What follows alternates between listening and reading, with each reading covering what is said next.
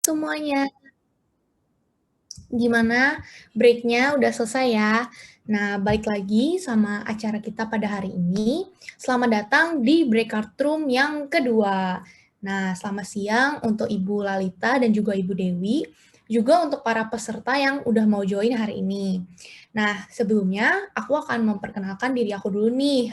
Aku namanya Hannah dan aku yang akan memimpin pada sesi speakers di invited session di breakout room hari ini. Nah, jadi dalam breakout room hari ini kita ada sesi di mana narasumber kita yaitu Bu Lalita dan juga Bu Dewi akan membawakan materi presentasi yang masing-masing berdurasi 20 menit. Nah, di akhir sesi hari ini juga akan ada kita berdiskusi dan juga tanya jawab. Nah, sesi itu akan berlangsung selama 10 menit. Nah, tanpa kita berlama-lama lagi, mari kita panggilkan narasumber pertama kita yaitu Ibu Lalita Gilang, SSN MDS dari Universitas 11 Maret Surakarta. Dipersilahkan untuk menyampaikan materinya, silahkan. Langsung ya berarti ya? Iya. Sebentar.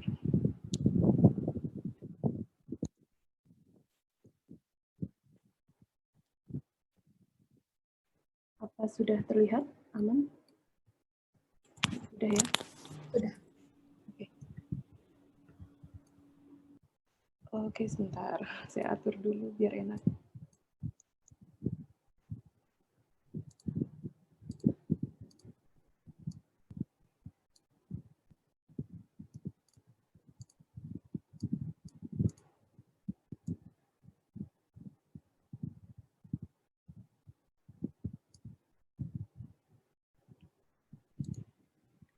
Oke, baik. Saya mulai ya, teman-teman. Selamat siang semuanya. Selamat siang Ibu Dewi, adik-adik dan teman-teman semua yang hadir di room 2 ini. Sebelumnya, perkenankan saya memperkenalkan diri. Saya Lalita, pengampu mata kuliah tipografi dasar dan lanjut ya, kalau di tempat kami disebutnya tipografi 1 dan 2 dari program studi DKV FSRD Universitas 11 Maret di Surakarta. Jadi nanti teman-teman bisa silahkan main kalau libur gitu. Jadi di tempat kami ini, pengembangan mata kuliah tipografinya ini bisa dibilang masih baru gitu ya teman-teman ya, baru 7-8 tahun ini. Kalau sebelum-sebelumnya sudah ada mata kuliah tipografi, tetapi fokusnya adalah pada dasar tipografi, penerapan, kemudian pemilihan huruf dalam desain grafis gitu. Jadi fokusnya lebih ke situ. Nah, tapi dalam 7-8 tahun terakhir ini kami baru mulai mengembangkan bentuk eksplorasi begitu, eksplorasi tipografi bagi mahasiswa DKV. Jadi terima kasih banyak kepada panitia yang sudah mengundang ya. Jadi nanti kita bisa sambil bertukar insight begitu ya, bisa saling belajar. Nah, termasuk apa yang akan saya paparkan di sini ini merupakan salah satu bentuk eksplorasi karya tipografi yang diciptakan oleh teman-teman mahasiswa DKV, yaitu mengenai representasi tradisional Latin script pada puisi kontemporer remaja. Ini kalau daripada disebut sebuah materi paparan ini sepertinya lebih cocok kalau kita sebut sebagai sharing aja. Ini saya mau cerita aja. Begitu. Oke, next. Jadi latar belakangnya ada poin pertama, penciptaan puisi bagi remaja di Indonesia menjadi bagian dari pendukung perkembangan kepribadian. Nah, kenapa saya bilang begitu? Gini, jika dirasakan ya, akhir-akhir ini kan banyak sekali remaja yang merasakan kesedihan, galau gitu ya. Apalagi semenjak corona ini kan makin banyak yang merasa overthinking, terus resah dengan banyak hal begitu. Ini terasa sekali ya, apalagi ketika saya kemarin mengampu adik-adik angkatan 20, anak-anak baru ini yang belum pernah merasakan kuliah di kampus begitu. Jadi begini, di tempat kami itu ada mata kuliah pengantar seni rupa dan desain kan. Nah, di mata kuliah itu biasanya saya minta teman-teman mahasiswa untuk menuangkan perasaannya gitu dalam sebuah karya. Kemudian saya minta untuk menjelaskan proses kreasi yang mereka lakukan gitu kan. Nah, hasilnya untuk yang angkatan 2020 ini hampir seluruh karya anak-anak itu menggambarkan rasa takut, lelah, bingung gitu, uncertain gitulah, segalanya serba tidak jelas begitu. Nah, ini berbeda sekali dengan angkatan sebelumnya yang sebagian besar karyanya menggambarkan rindu rumah atau seneng kemarin dicat sama doi gitu-gitu. Nah, penuangan karya ini sedikit banyak diharapkan dapat membantu anak-anak untuk tidak memendam perasaannya gitu. Jadi jika kita resah ya kita menuangkannya lewat karya, bisa gambar atau puisi. Nah, karena kita sebagai anak DKV ya, jadi kita menuangkannya perasaannya ya dalam bentuk puisi ini harusnya dalam segi visualisasinya gitu. Maka di sini saya ambil puisi. Nah, kenapa sebagai perkembangan kepribadian? Jadi ketika menuangkan puisi dalam bentuk tipografi ini mereka diharapkan tidak lagi memendam perasaan mereka begitu. Jadi resah itu bisa tersalurkan begitu. Itu sebenarnya tujuannya. Nah, kita langsung ke poin yang terakhir, fenomena penciptaan puisi-puisi kontemporer pada era sekarang ini yang menjadi pemacu daya cipta bagi remaja. Nah, pada era sekarang ini kan penuangan ide-ide oleh remaja melalui penciptaan puisi ini kan berbeda sekali dengan ide-ide para remaja dalam tanda kutip puisi-puisi lama itu kan di dekade-dekade sebelumnya. Nah, jika pada dekade sebelumnya tidak memikirkan tipografi gitu, pada era sekarang ini lebih menuangkan idenya dalam bentuk memikirkan tipografinya, layoutnya, warnanya dan sebagainya. Begitu, maka berangkat dari latar belakang tersebutlah makanya saya mengambil materi ini. Kemudian kajian historis. Nah, ini saya yakin teman-teman DKV, teman-teman mahasiswa sudah mendapatkan ini semua ya, mengenai tradisional Latin script ini, atau biasa disebut alfabet Latin atau aksara Romawi, ini muncul sejak abad ke-7, 2000 tahun yang lalu, begitu. Kemudian pembuatannya menggunakan kuas dan pena, masih tradisional sekali. Kemudian jenis-jenis hurufnya ada Roman, ada Late Roman, ada Gotik, yang pasti kalian paling sering memakai atau mendengar ya, Gotik, Italian, sampai ke Post Renaissance. Nah, ini pasti sudah pada belajar ya. Jadi, perkembangan tradisional Latin script ini kan juga dipercaya merupakan awal perkembangan alfabet, huruf alfabet gitu ya, yang kita pakai sampai saat ini, yang berawal dari alfabet Fenisia, begitu, yang terdiri dari 22 karakter, begitu. Kemudian berkembang ke bangsa Yunani, kemudian berkembang di Eropa, berkembang ke Eropa Utara, kemudian dari yang 22 huruf menjadi 23 huruf, kemudian di abad ke-15 menjadi 26 huruf, hingga sekarang kalian pakai, kita semua pakai untuk berkomunikasi. Nah, itu adalah kajian historis. Kenapa kami mengambil tradisional Latin script, karena memang alfabet itu berangkatnya dari masa itu. Nah, kemudian tipografi pada penciptaan puisi kontemporer. Nah, puisi kontemporer itu apa? Puisi kontemporer itu adalah wujud puisi yang berusaha lepas dari ikatan konvensional. Ikatan konvensional puisi itu kan ada ini ya, zaman kita SMA, kita belajar ya, ada jumlah baris, ada rima, ada satu bait harus berapa baris begitu. Nah, itu puisi kontemporer itu tidak terpatok pada aturan-aturan tersebut. Nah, salah satu yang menjadi ciri fisik dari puisi kontemporer adalah tipografinya. Jadi dalam proses komunikasi secara visual begitu, tipografi kan memiliki peranan yang sangat penting ya. Ketika kita berkomunikasi secara verbal begitu, media yang kita pakai untuk berkomunikasi itu adalah suara atau kata-kata, betul begitu ya. Nah, sementara jika kita berkomunikasi secara visual, otomatis kata-kata yang ingin dikomunikasikan itu harus dirubah menjadi visual, bisa gambar atau dalam hal ini berupa tipografi. Jadi selain sebagai alat komunikasi visual, tipografi ini juga digunakan untuk menciptakan kepribadian pada pesan yang disampaikan. Ini saya yakin juga teman-teman sudah belajar ya, karena apa?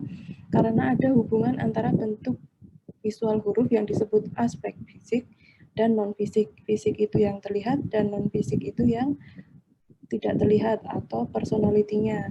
Jadi kita bisa menganalogikan sebagai tubuh dan jiwa manusia begitu. Tubuhnya adalah bentuknya secara fisik, jiwanya adalah sifat atau kepribadian huruf tersebut.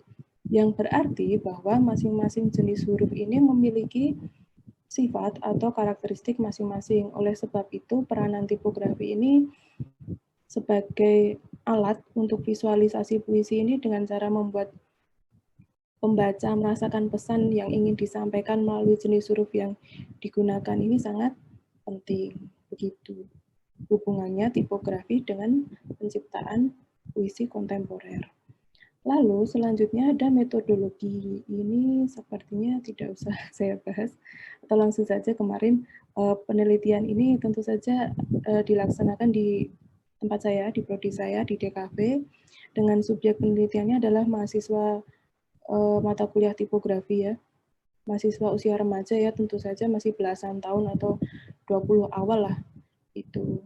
Kemudian jenis puisinya tentu saja puisi kontemporer yang dibuat pada bulan Februari, Mei tahun ini. Begitu. Lalu kita sampai ke pembahasan data apa saja yang saya dapat selama proses pembuatan ini. Nah, sebelum kita masuk ke karya teman-teman DKV di tempat kami, saya masuk dulu ke wujud tipografi pada buku puisi kontemporer remaja ya. Ini ada beberapa buku puisi yang sedang hits gitu dalam beberapa tahun belakangan. Pasti sudah pada punya lah ini ya, terutama anak-anak senja ini, anak-anak senja dan kopi. Nah, yang kiri ini ada Melihat Api Bekerja, ini terbitan Gramedia, karya Aan Mansur. Untuk visualisasinya beliau berkolaborasi dengan MT atau Muhammad Taufik, ya, ilustrator yang biasa menggunakan teknik cat air pada karya-karyanya. Nah, mari kita bahas. Nah, jika diperhatikan ya, buku ini menggunakan dua jenis huruf. Yang pertama hand lettering itu untuk judulnya, kemudian di penggunaan hand lettering ini menunjukkan kesan apa ya, ekspresi begitu ya, apa adanya begitu. Nah, ini sesuai dengan pesan atau kumpulan isi dari kumpulan puisi dalam buku ini, yaitu untuk menceritakan perasaan penulis yang sedang hidup di perantauan, hidup di ibu kota dan sebagainya. Sedangkan typeface yang digunakan dalam body text ini adalah sans serif ya, yang memiliki sifat kuat. Nah, ini sejalan dengan pemilihan typeface tersebut. Warna yang digunakan adalah coklat putih, ini melambangkan kuat dan dapat diandalkan gitu. Jadi dari tipografi, dari warna itu dapat disimpulkan bahwa ini merupakan sebuah ekspresi penulis yang apa adanya begitu, walaupun diwakilkan oleh ilustratornya ya, yang dengan segala keresahannya gitu mau berusaha untuk bertahan hidup. Nah, ini terlihat dari dapat direpresentasikan pada judul dan jenis font pada judul dan body text-nya. Nah, yang kanan, nah ini saya yakin nih, sudah tahu ya apa ya ini ya. Nanti kita cerita tentang hari ini. Jadi, jenis hurufnya adalah ini handwriting ya. Baik bagian judul maupun body copy-nya, dua-duanya menggunakan handwriting. Jadi, ini sangat jelas sekali bahwa sifat yang dapat diinterpretasikan dari jenis huruf ini adalah sifat blak-blakan gitu, spontan, terbuka gitu. Seiring juga dengan warna putih untuk halaman ini ya, warna putih yang digunakan pada typeface ini juga mengesankan keterbukaan, kebebasan gitu dan sebagainya. Nah, ini sesuai dengan pesan buku berupa curahan hati gitu ya, yang ingin disampaikan dari puisi-puisi dalam buku tersebut. Terwakilkan oleh bentuk dan jenis hurufnya. Nah, ini ada lagi. Ada yang tahu ini judulnya apa? Ini ada sampel ini berbeda dengan dua yang tadi ya. Ini judulnya The Petite World.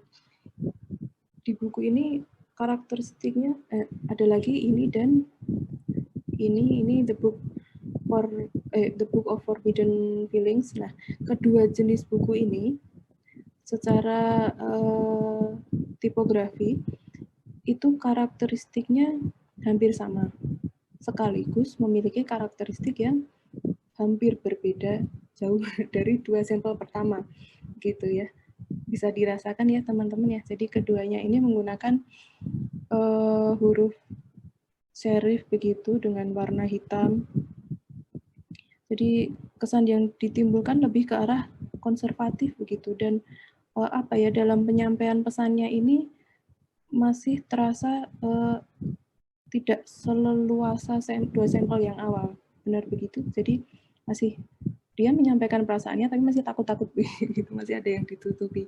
Nah, ini karena pemilihan hurufnya sendiri dia memakai serif, sedangkan di sini juga terkesan banyak ruang kosong gitu ya.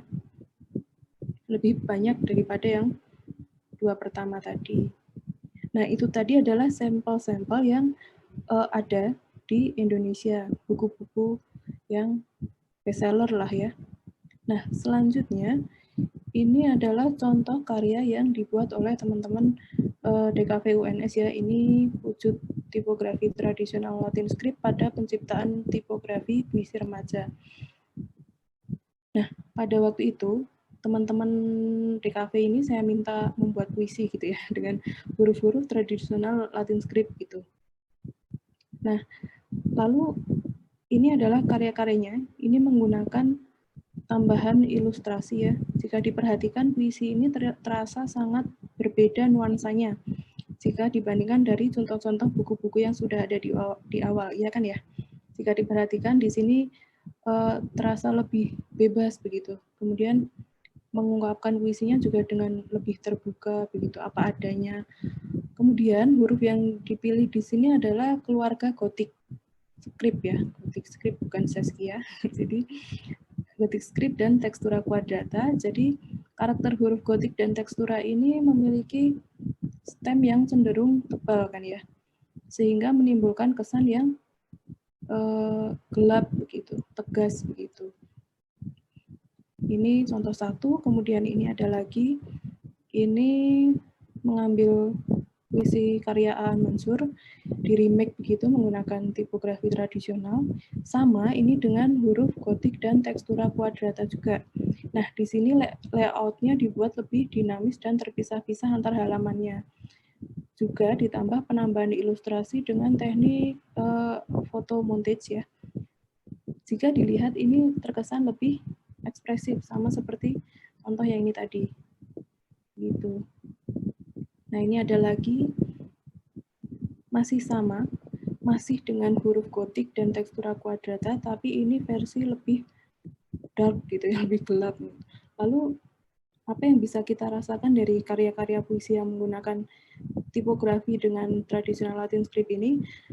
Huruf-huruf ini seperti yang sudah saya sampaikan tadi kan memiliki stem yang cenderung tebal, sehingga merepresentasikan sebuah kekuatan begitu, ketegasan, kejelasan begitu. Nah, bisa dilihat ketika diaplikasikan dalam sebuah desain, dalam hal ini adalah puisi ya, pesannya itu bisa tersampaikan dengan sangat jelas, bisa langsung di depan mata begitu. Iya nggak kalau dirasakan ya? Istilahnya tidak malu-malu begitu kan? Contohnya itu kalimat ibu sudah tidak tahan nak. Nah, itu kan terlihat dengan jelas sekali bahwa ibu sudah tidak tahan nak. Gitu. Selain menyampaikan perasaan-perasaan dengan jelas, ini juga menyimpan apa ya, personality yang lebih ke arah gelap atau dark gitu. Lalu apa yang bisa disimpulkan dari paparan ini? Jadi kebanyakan puisi kontemporer remaja di Indonesia ini kan tidak menggunakan tradisional Latin script ya, yang ada di pasaran gitu. Lebih banyak menggunakan tipografi digital. Kemudian ketika mahasiswa diminta untuk menciptakan tipografi puisi kontemporer, itu huruf yang paling banyak diambil adalah gotik dan textura quadrata. Itu karena apa? Karena huruf ini memiliki kesan gelap dan berat, dan hal tersebut sesuai dengan kebanyakan tema puisi atau kebanyakan perasaan yang sedang dirasakan oleh teman-teman mahasiswa ini. Begitu, makanya huruf ini dipilih untuk mewakili. Selain itu, di antara jajaran keluarga huruf Latin script itu, si gotik dan textura quadrata ini memiliki tingkat keterbacaan paling tinggi. Gitu. Jadi dipilihlah ini. Kemudian beberapa ciptaan tipografi kontemporer mahasiswa menambahkan elemen ilustrasi sebagai pendukung visualisasi. Nah, kenapa saya share ini? Ini semoga bisa menjadi sebuah insight baru bagi teman-teman untuk berkarya, begitu ya, bisa menjadi alternatif begitu untuk dalam hal eksplorasi visualisasi tipografi, karena ternyata dibuat seperti ini pun juga bisa menyampaikan dengan perasaannya dengan baik begitu, dan juga bisa terbaca dengan baik begitu. Kira-kira sekian dari saya, sepertinya agak lebihan ya menitnya. Terima kasih, semoga bermanfaat. Selamat siang semuanya. Oke, thank you Ibu. Iya, nggak apa-apa kok. Ya, materi yang dibawain sangat bagus banget dan menarik ya. Jadi, ya tentang gimana kita bisa memilih tipografi yang benar gitu. Ada hubungan antara tipografi dengan ya puisi-puisi kontemporer. Nah, berikutnya, nggak kalah menarik juga, lanjut dengan presentasi oleh narasumber kita. Yang satu lagi yaitu Ibu Dewi. Nah, kepada Ibu Dewi Intan Kurnia S.Des MDS dari Universitas Mercu Buana, dipersilakan untuk menampilkan presentasinya.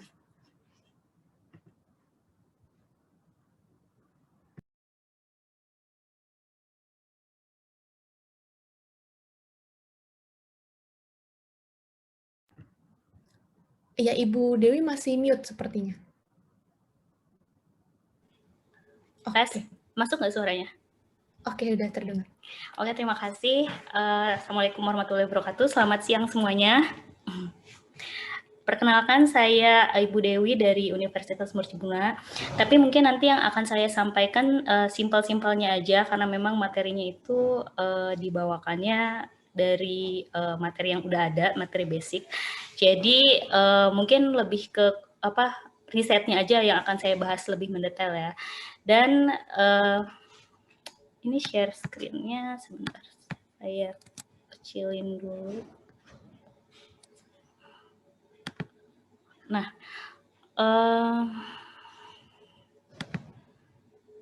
saya mulai dari introducing dulu ya mungkin ya.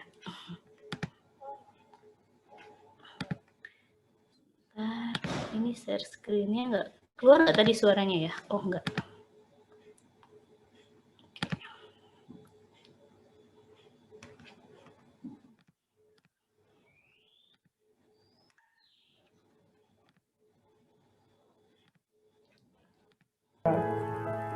The design has a benchmark based on taste. This has a process to an idealistic level only 50%. Doesn't like pure art.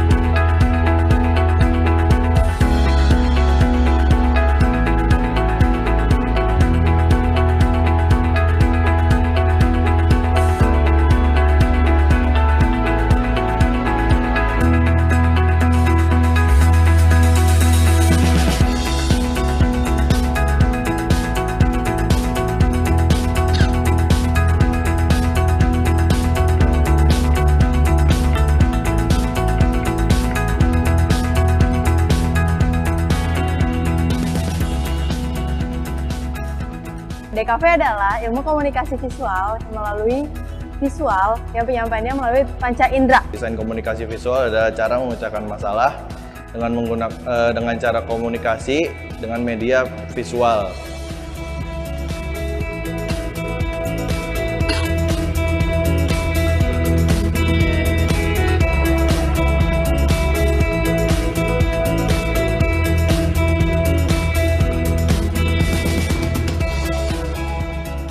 DKV kan singkatan dari desain, komunikasi, dan visual. Jadi dalam ilmu ini mempelajari tentang elemen-elemen visual dan dapat menyampaikan suatu pesan dari desain tersebut. Desain komunikasi visual sendiri mempelajari ilmu komunikasi yang dimana menggunakan media visual seperti brosur dan media cetak, media TV, media seperti audio dan lain-lainnya.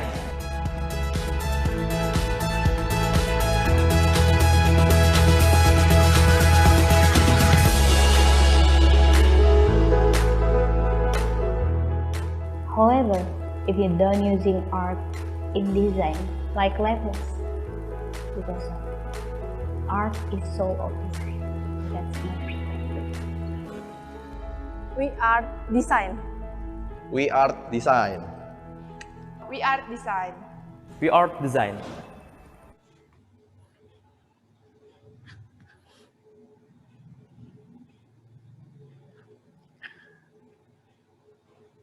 Oke, tadi itu introducingnya aja dulu. Jadi Ibu mau sambil kita diskusi sambil perkenalan aja ya. Ntar videonya mau amat ya. Nah, sebelumnya di sini Ibu pengen kita saling diskusi aja, kita berkenalan juga saling bertukar pikiran. Dan di sini Ibu mau mengangkat riset dari komparatif tipe PES di kehidupan sekitar. Nah, kebanyakan kita kan kalau misalnya mata kuliah tipografi itu belajar anatomi huruf, bagaimana mengenal huruf, bagaimana cara membuat huruf. Nah, di Universitas Mercu Buana ini sebenarnya lebih fokus mata kuliahnya ke riset di semua materi gitu. Nah, kenapa kita memfokuskan di riset? Karena kita ingin menciptakan satu kebaruan yang otentik gitu, tapi berdasarkan teori-teori yang udah ada. Makanya kebanyakan tugas-tugas anak-anak di KP di Mercu Buana ini berdasarkan beberapa step, mulai dari step sketching. Habis itu kita masuk ke mood board, riset searching perpustakaan sih ya. Mungkin kalau ke lapangan kan karena lagi COVID, jadi kita kebanyakan di rumah ya sekarang. Nah, kebetulan sampai akhirnya kita membuat teori baru. Nah, kebetulan salah satu materi yang belum pernah diangkat di tipografi, karena memang kebanyakan komparatif ini dipakainya di ekonomi ya. Kebanyakan walaupun itu membahas desain ataupun produk, tapi yang dihitung adalah demand supply atau yang paling unggul, produk yang paling unggul yang bisa disuplai ke tempat lain, negara lain gitu. Tapi kalau misalnya komparatif versi desain itu seperti apa? Dan kalau misalnya dimasukkan komparatif itu ke dalam tipografi sipil akan seperti apa? Nah, mari kita mulai diskusi kita dari sekarang. Nah, cara menganalisanya ini bagaimana? Jadi ini riset komparatifnya aja yang kami sedang progres sih, sebenarnya masih in progress. Pertama ini ada font yang kemungkinan bisa kita amati, yang biasa kita lihat. Terus habis itu font ini nanti akan masuk untuk kita analisa terlebih dahulu, kita riset dahulu, kita buat sketchingnya, kita buat mood boardnya, sehingga kita menemukan ide baru yang sekiranya tepat gitu ya untuk nantinya bisa jadi ide kreatif yang menarik gitu. Nah, ini kalau misalnya di materi basic ya, seperti yang tadi Ibu jelaskan itu ya, mungkin di slide Ibu ini dijelasinnya materi-materi basic yang sering kita jumpai di mata kuliah tipografi. Jadi, tapi ini akan menjadi bahan untuk menganalisa satu font yang sebenarnya udah ada. Sebenarnya sih komparatif ini bukan lebih ke kritik, tapi lebih ke membandingkan gitu. Karena kita kebanyakan kalau misalnya kita membuat sesuatu yang baru, kita mengabaikan apa yang sudah ada, apa yang akan kita amati, apa yang baru, dan apa yang sedang trending sekarang. Makanya kita harus memulai segalanya dari riset. Nah, apa hubungannya sama video introducing yang Ibu buat tadi gitu? Sebenarnya sih lebih kayak ke ini loh desain. Jadi desain itu tidak 100% idealis gitu. Tapi kita harus melihat perspektif dari berbagai macam orang untuk melihat apakah akurat font yang sedang kita gunakan gitu. Tipe V saat ini apakah akurat, apakah baik untuk kita baca, bagaimana readability-nya atau legibility-nya. Terus bagaimana nantinya kita bisa menjadikan font ini sebagai font yang ideal. Nah, sebenarnya sih kalau misalnya kita ngomongin typeface yang typeface yang komersil, itu sebenarnya tetap kita sebagai warga desain harus tetap memasukkan unsur seni dan unsur idealis di dalamnya. Tapi, ini ada tapinya, kita nggak boleh 100% karena kita membutuhkan kacamata dari konsumen. Kayak yang tadi Ibu Lala jelaskan itu tentang tipografi skrip yang puisi itu, yang mulai dari gotik dan kawan-kawan, itu menarik bagi konsumen anak senja ya, bagi konsumen yang sekiranya seni atau level arts-nya menyukai hal-hal yang seperti itu gitu. Jadi buku-buku puitis gitu. Nah, kalau misalnya kita menggunakan font yang tidak tepat itu seperti apa, dan font yang tepat itu seperti apa, balik lagi itu ke perspektif dari orang-orang sekitar. Makanya kita membutuhkan yang namanya riset. Jadi di mata kuliah tipografi di kampus kami berfokus pada riset. Dan mungkin yang akan saya paparkan ini adalah salah satu contohnya aja ya. Nah, ini materi basic dulu. Bagian font ini apa aja isinya? Ada baseline, ada besar cutline, minlink, exhanging, extender, descender. Terus kayak kita pelajari ada anatomi huruf, di dalamnya juga ada gestal. Kalian pasti udah pernah belajar tentang gestal ya. Ada figure and ground salah satunya. Jadi dari bagian background dan bagian isinya ini kita tetap, objeknya kita tetap difokuskan akan membentuk font seperti apa. Nah, ini ada yang namanya terminal dan ada yang namanya stemnya. Ini stem ini batangnya, terminal ini ujung-ujungnya, figurnya. Nah, terus ya itu masih masuk ke dalam anatomi ya, kalau bisa kita belajar. Nah, di sini juga ada basic stroke, garis goresan. Ini masih di tipografi 1, kami mempelajari ini gitu. Tapi di tipografi 2 kami juga mempelajari ini tapi lebih terfokus lagi. Nah, untuk ukurannya ada point, pika, M, dan unit. Dan di sini kita harus tahu dulu apa itu typeface. Ada yang namanya serif, kita udah pernah belajar serif itu yang kayak gimana, serif yang nggak punya kait. Terus sans serif itu yang yang tanpa kait. Oh, yang serif tadi itu pakai kait, yang sans serif ini yang nggak punya kait, yang nggak punya ujung-ujung lah, sans lebih santai gitu. Kalau misalnya Ibu di kelas ya, sans aja, santai aja, nggak usah ada gap-gap di antara kita gitu. Terus selanjutnya ada script and cursive. Itu ya kayak tadi script atau tulisan sambung atau tulisan tangan, seperti tulisan tangan. Yang selanjutnya ada dekoratif yang penuh dengan hiasan. Nah, kebanyakan nanti kalau kita lihat typeface yang ada di dalam logo ataupun ada di dalam poster yang berfokus pada type-nya, mereka menggabungkan antara dekoratif dan serif atau sans serif itu sendiri sehingga menciptakan satu kebaruan atau ide dari satu logo baru. Contoh kayak yang sebentar Ibu buka lagi dulu. Contoh kayak yang ini, yang sempat mengirim gambar One Piece ya kalau nggak salah. Mana ya? Oh, ini Netflix.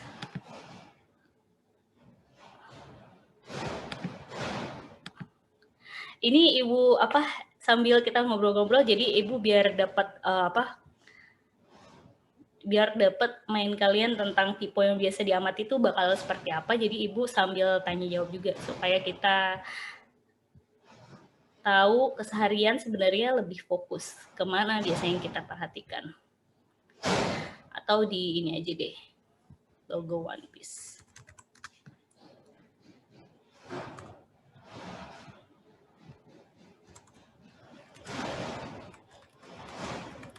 Ini anime ya. Nah, jadi di logo One Piece ini, nah ini Ibu baru kepikiran, jadi ada yang kirim gambar ini. Dia menggabungkan antara typeface yang dekoratif dengan typeface yang sans serif ya, karena nggak ada gap. Ada ini serif ya, berarti ada gap-gapnya walaupun cuma secuil-cuil. Nah, jadi di sini kita bisa gabungin antara si logogram ini. Sebenarnya nggak masuk ke logo itu bukan 100% tipe Vice, bisa jadi logogram atau logo tag. Tapi ketika kita ngomong logo tag, otomatis di dalamnya bisa masuk ke dalam teori tipe Vice ya. Nah, di sini kita bisa lihat penggabungan antara dekoratif dan logo dan teks serif. Nah, ini tadi basicnya aja ya. Nah, ini beberapa brand tipe Vice yang unik. Jadi beberapa kali Ibu sempat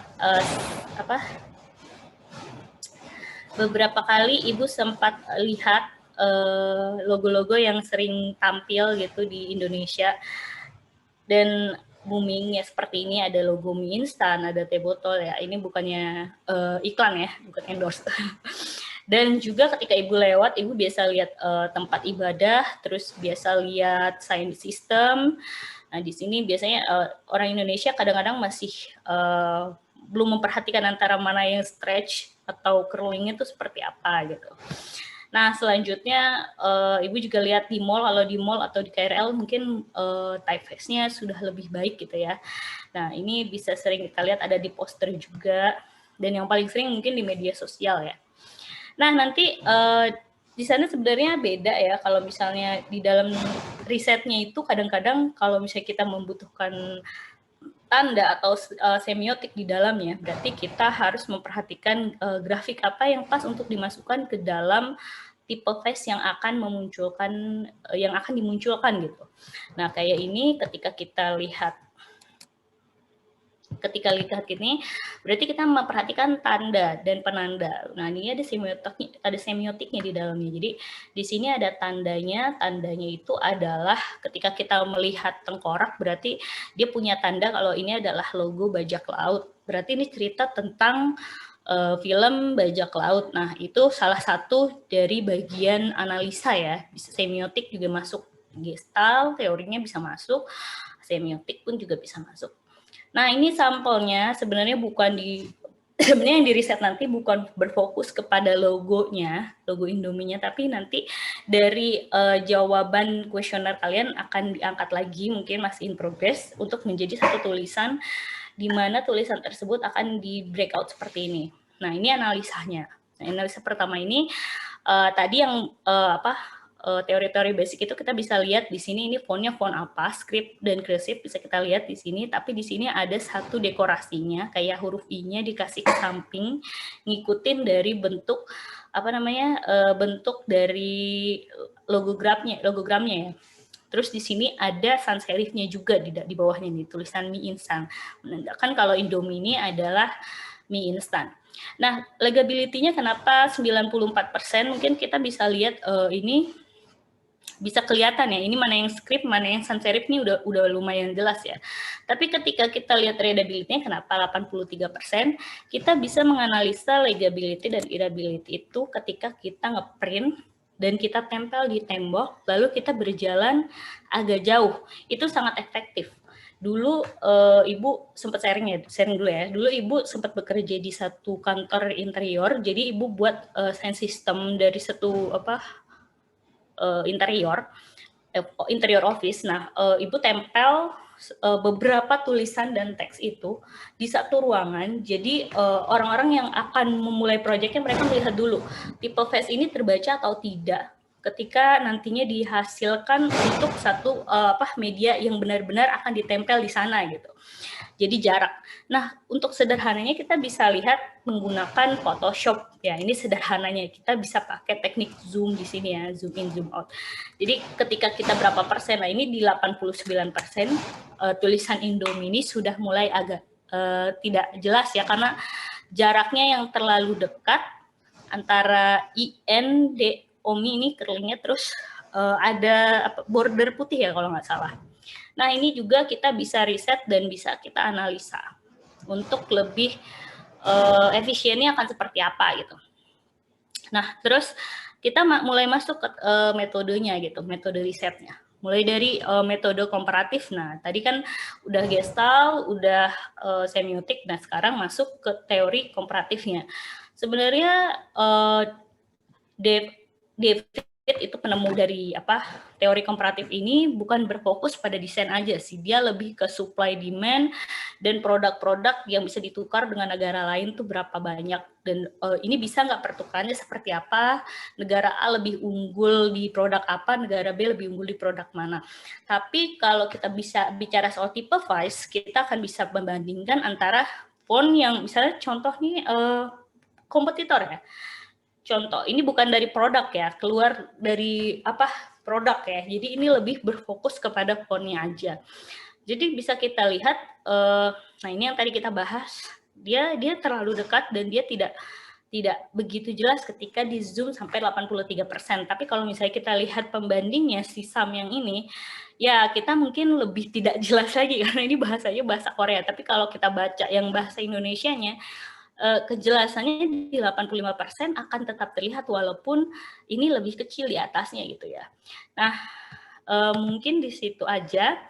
Nah, ini Ibu akan memaparkan hasil dari semalam Ibu beri kuesioner ya.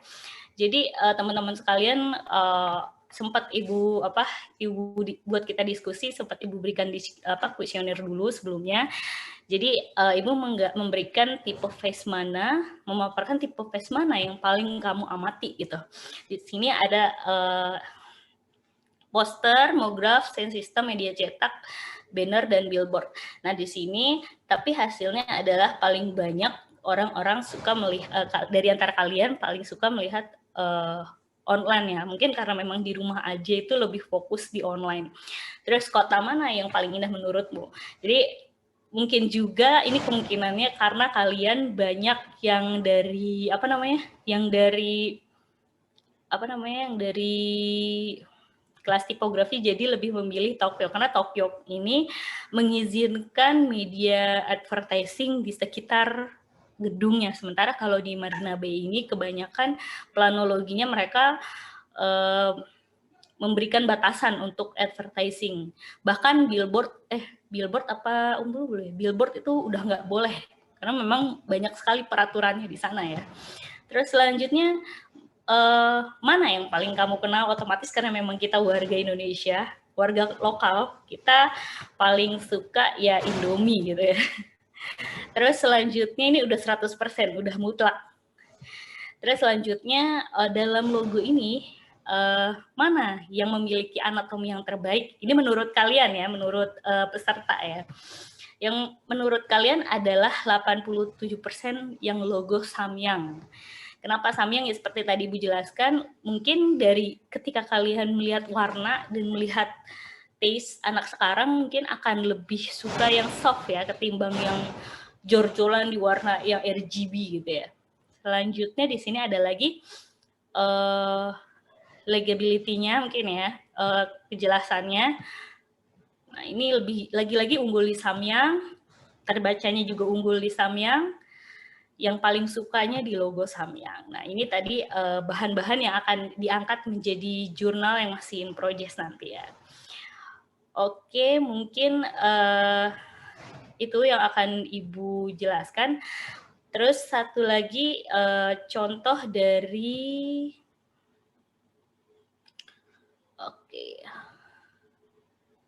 mana ya? Oh, ini contoh dari proyek perkuliahan di kampus Mercu Buana. Jadi mereka menciptakan satu tipe Vice yang tidak berfokus pada logo aja, tapi mereka mengangkat lokal konten. Nah, proses pembuatannya ini salah satunya punya Bian ya tentang Semar Jawa. Dia membuat sketchnya dulu, membuat moodboardnya dulu, sehingga bisa membuat satu beberapa alternatif ide yang akhirnya menjadi desain yang di ACC di satu pertemuan. Nah, mungkin seperti itu sih kurang lebih dari saya. Semoga bermanfaat. Terima kasih.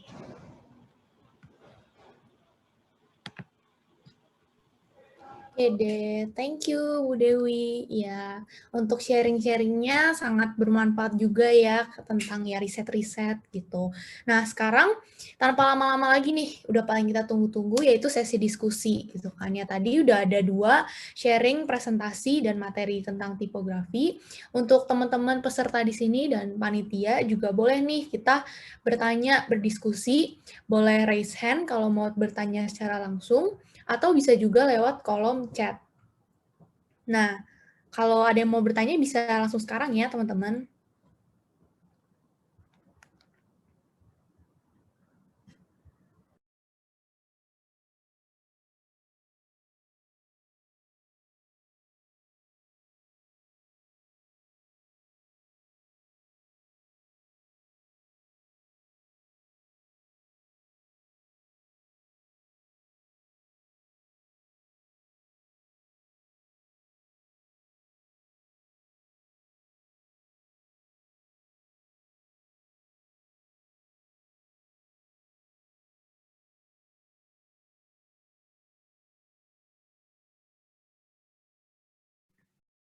Mungkin saya mau tanya ya kepada Ibu Lalita tadi tentang yang tadi menurut Ibu ini buku-buku puisi yang tadi udah Ibu kasih contoh itu kan semuanya pakai gotik tuh yang kebanyakan. Kalau menurut Ibu yang kalau misalnya puisi pakai sans serif gitu itu tetap bisa tersampaikan nggak ya pesannya gitu, maksudnya kayak kalau misalnya gotik itu kan dia udah punya kesan yang tegas banget, yang bold gitu udah jelas, tapi kalau misalnya kalau yang sans serif gitu mungkin menurut Ibu gimana? Oke, langsung dijawab atau menunggu langsung ya? Kalau untuk sans serif masih bisa memberikan apa ya efek atau menyampaikan pesannya, tetapi cara penyampaiannya itu agak berbeda gitu. Jika dirasakan untuk sans serif ya, nanya ya, sans serif yang terutama yang cetak digital itu memang dia terasa tegas, lugas begitu, tetapi masih ada kesan agak tertutup sedikit gitu. Jadi tidak memberikan 100%, jadi ada malu-malunya begitulah. Nah, kalau dibandingkan dengan contoh-contoh yang tradisional Latin tadi, itu kalau yang tradisional kan lebih terlihat langsung nyata di depan gitu. Sama-sama bisa menyampaikan pesan, hanya rasanya begitu berbeda. Gitu sih jawabannya dari saya. Makasih Bu. Terima kasih pertanyaannya. Ya, makasih juga jawabannya Bu.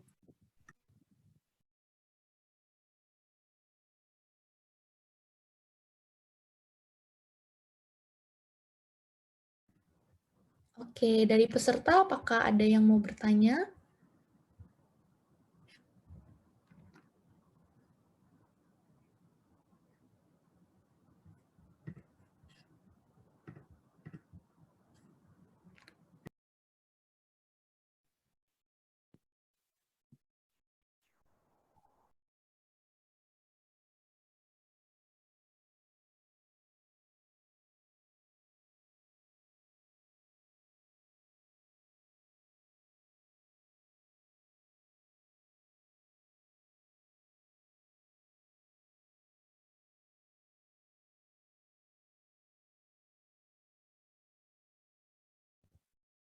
Ini aku ada pertanyaan buat Bu Dewi yang tadi Indomie itu sama Samyang. Nah, menurut Ibu itu apakah readability itu penting waktu sebuah logo udah terkenal?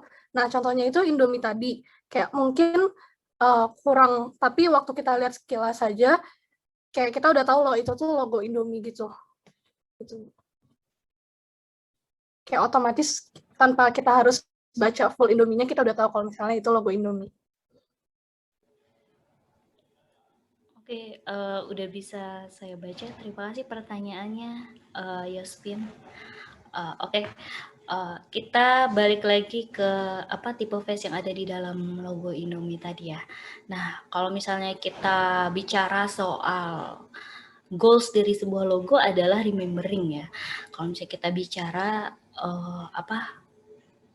keefisienan tipe face ya tetap ke Samyang gitu. Jadi kalau misalnya menurut Ibu sendiri, kalau menurut Ibu ya Ibu akan lebih suka yang Samyang. Tapi kalau misalnya dibuat mencapai goals ya yang Indomie gitu.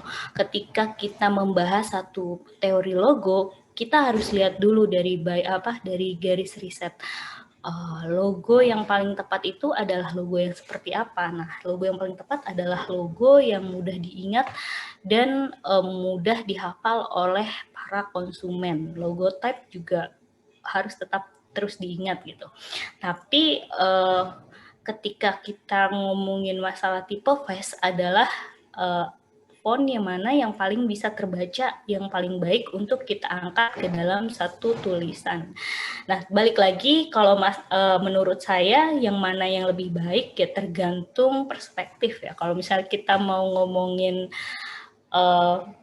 lebih baik seperti apa, alangkah lebih baiknya kalau misalnya logo Indomie yang udah ada ini jangan terus menjadi acuan gitu untuk nanti mungkin kan next kalian sebagai desainer muda akan membuat logo-logo yang akan terkenal nantinya.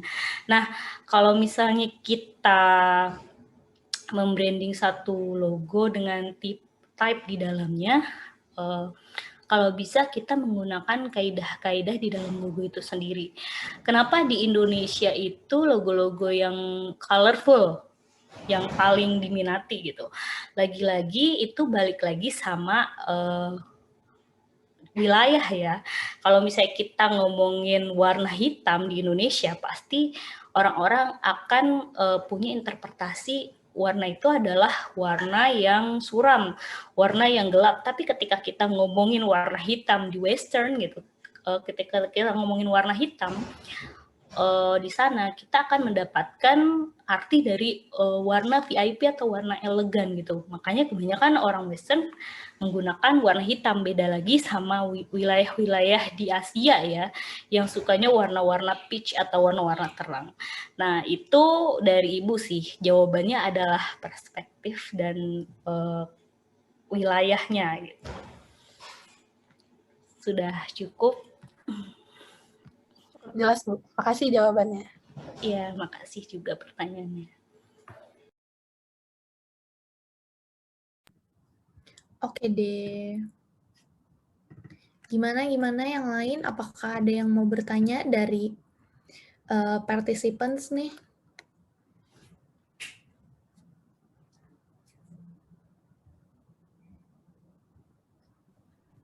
Saya boleh ikut diskusi nggak, mumpung ada forum nih? Boleh. Daripada sepi. Silakan, Bu. Untuk Bu Dewi, selamat siang. Selamat sore, Bu Dewi. Selamat sore, Bu Lalita. Ya, salam kenal, Bu. Ini saya mau nanya masalah riset. Apakah selama corona ini kan tentunya anak-anak tidak bisa atau sulit untuk langsung ke lapangan ya? Apakah hal tersebut mengurangi kualitas data yang didapat begitu, Bu? Karena kan di kami juga kemarin ada penciptaan vernakuler, terus anak-anak karena banyak yang tidak diizinkan orang tua keluar gitu, jadi data yang didapat itu terbatas gitu, Bu. Jadi apakah ada tips atau apakah di tempat Ibu mengurangi kualitas datanya atau tidak gitu, Bu? Sharingnya. Ya, terima kasih loh Bu Lalita. Kita sambil saling sharing ya. Salam kenal. Jadi kalau di tempat kami ini tadi balik lagi ya, riset. Memang banyak sekali kendala. Kalau misalnya kita nggak lihat ke lapangan, sometimes kita nggak bisa ngelihat kenyataannya, malah kita bisa tertipu sama sosmed atau sama yang ada gitu. Tapi mau nggak mau, jadi untuk saat ini kita tetap berfokus pada metode kepustakaan. Jadi mahasiswa itu untuk meriset tetap menggunakan teori yang dari e-book atau download atau lihat-lihat video, tapi dengan sumber-sumber yang lebih jelas gitu, paling mentok di Wikipedia. Nah, kalau misalnya dari blog, kadang-kadang kami tidak mengizinkan gitu. Kan banyak opini ya, kalau opini tuh kadang ada yang benar, ada yang nggak benar, terus masih bisa diperdebatkan, tapi kalau misalnya teori mungkin memang kadang-kadang masih diperdebatkan, cuma lebih valid karena ada pustakanya. Makanya untuk riset ya kita cuma bisa mengandalkan kepustakaan. Jadi kita doain aja supaya nanti corona ini cepat selesai ya, supaya nanti kita bisa jalan-jalan langsung, kayak kita juga ada kelas lapang, jadi mahasiswa bareng-bareng ke satu company gitu, terus bisa langsung riset di perusahaannya kira-kira kayak apa sekarang yang dibutuhkan di industri, terus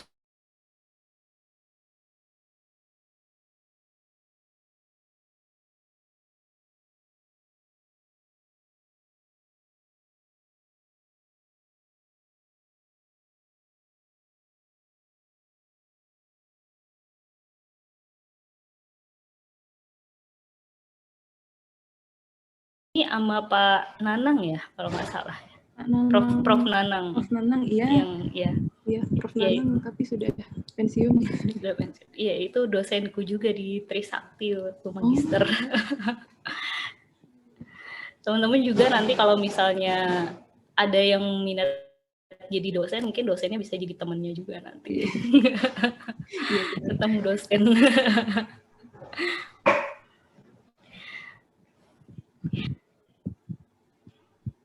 Oke, cukup sih kayaknya kalau misalnya dari saya. Kalau sebenarnya sih pengen banget kita ngobrolin yang tadi ya, yang tentang industri buku seni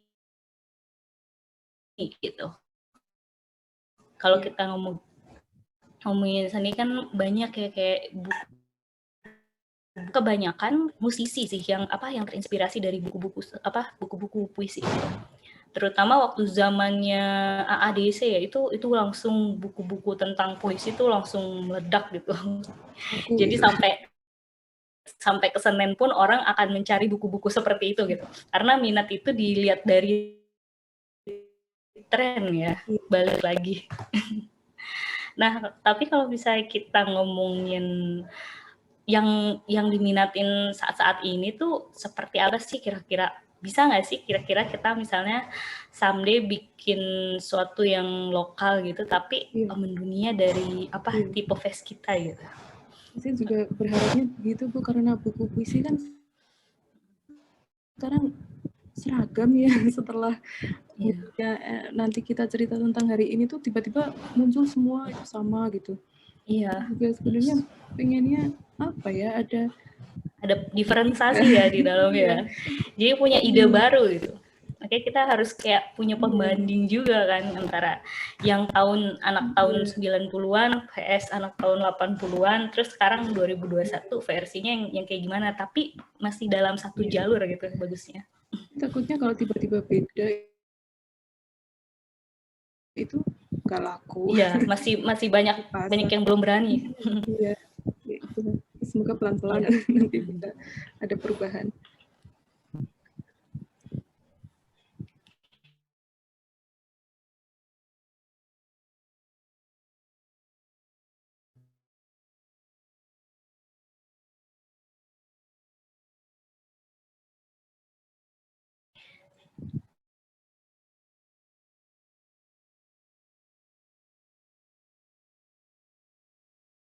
Mata kuliah untuk ya vernakular itu tadi gitu, tipografi vernakular gitu. Ya perlu melakukan riset sih gitu, tapi ya karena corona ya jadi benar cuma bisa ya dari internet, dari buku gitu, iya.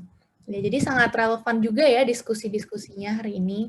Nah, cuman ya sayang sekali nih waktu kita ya udah habis, dan ya thank you untuk ya pertanyaan-pertanyaannya, thank you juga untuk ya Bu Lalita dan Bu Dewi untuk diskusinya hari ini.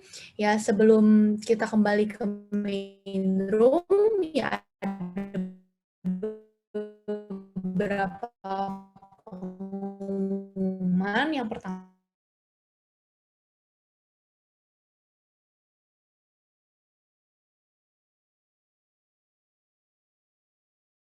Kak Yosefin, silahkan. Ya, teman-teman boleh minta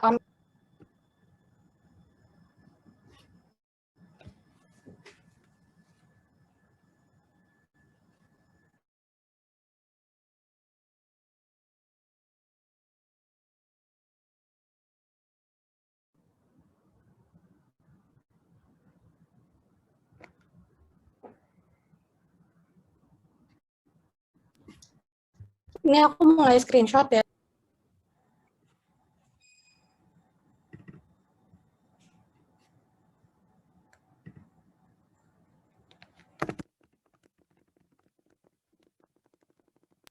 Udah selesai.